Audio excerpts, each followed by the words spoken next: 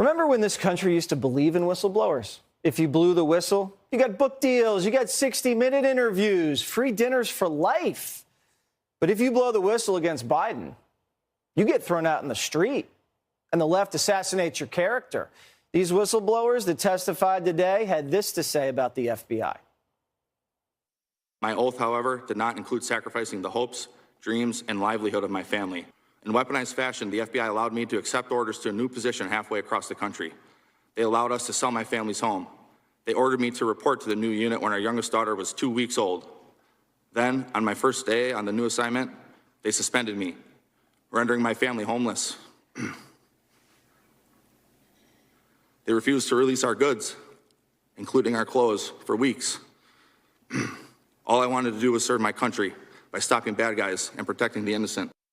The FBI made one of their own guys homeless. Why?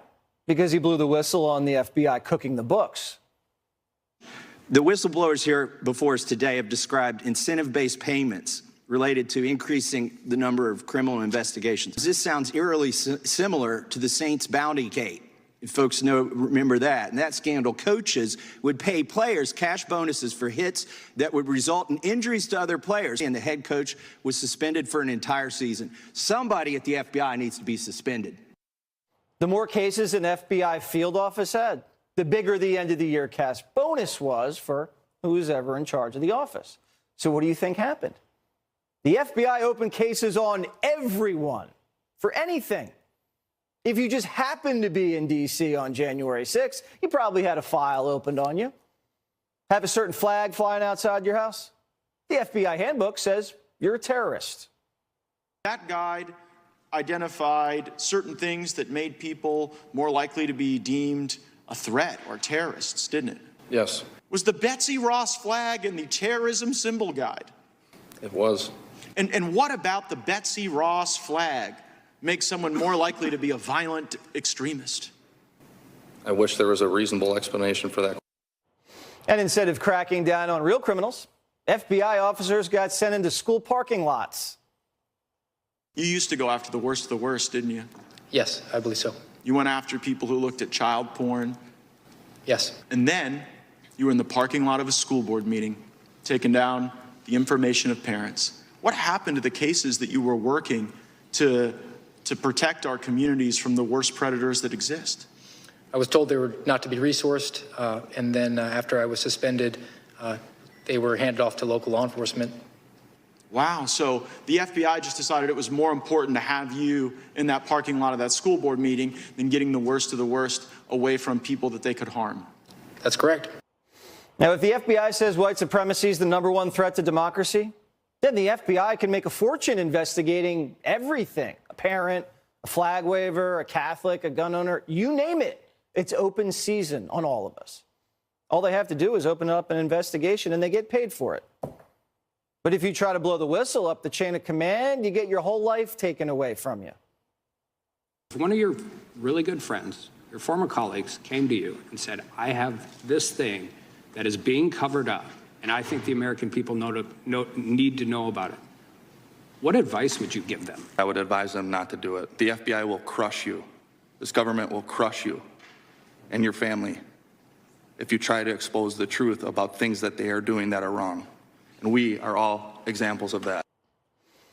Two of the FBI whistleblowers from today's hearing in Congress, Steve Friend and Garrett O'Boyle, join us now, along with Congressman Jim Jordan.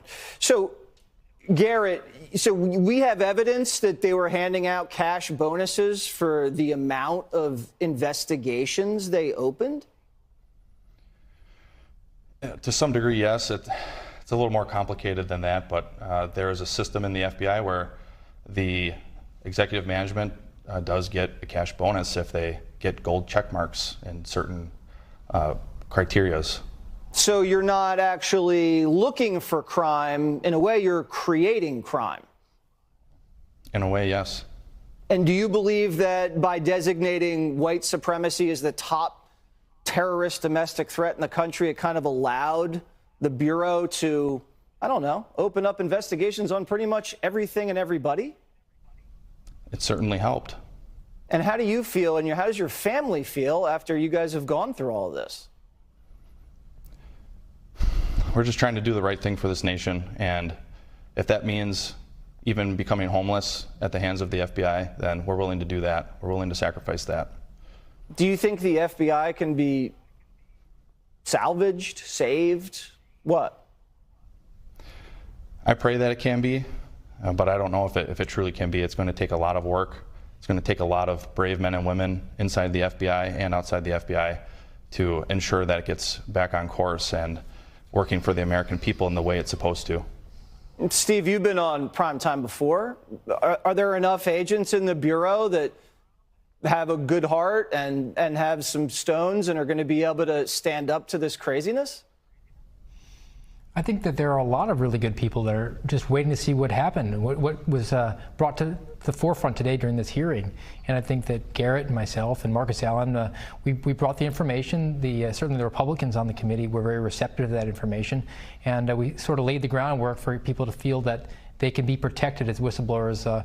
Those were the protections that we didn't receive, but now that the Republicans in the House are on alert for that, then they could maybe feel that they have those protections and they can bring that information forward to this select committee, and we can get to the business of correcting the Bureau. Do you think, and I know you're not a political guy, do you think you were treated with respect by members of the committee who are Democrats today? I mean, I don't think that you could argue that I was. I mean, there was allegations that I was a grifter when, in fact, I received a charitable donation when I was in a state of unpaid indefinite suspension. My wife had lost her job, and it was Christmas time. So I don't think that accepting charity is something I was proud to do. Certainly when I took my marriage vows and I promised that I would take care of my wife and our children from that day forward, that was not something that made me excited and proud to accept. But in tough times, you have to count on the generosity of others. And I think that any sort of allegation that I gave up a very lucrative career in order to accept a donation several months later from an individual who I've never met in my entire life is, quite frankly, laughable.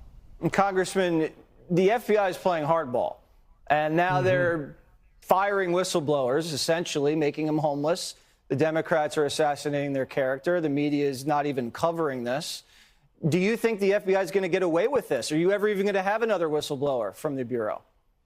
I think so, because of these brave guys. I mean, Jesse, we now know that government agencies have been turned on the American people because of folks like Mr. O'Boyle, Mr. Friend, and others just like them. We know that parents attending school board meetings have been targeted. We know that pro-lifers praying at clinics have been targeted. We know that Catholics simply going to church, going to mass have been targeted because of brave people like this. I do think more will come forward, and that will help us as we get to the appropriations process, which is where we really have the leverage, where we can say, look, you're going to do things like this. You're going to attack good men who've served our country like these guys. Then we have to look at the appropriations process and say certain money can't be spent certain ways. You may not be getting as much money. That's the only real leverage we have in the end as a legislative body, because we can't indict anyone. We can't prosecute anyone. Yeah, and you need the Senate and the White House to get that done.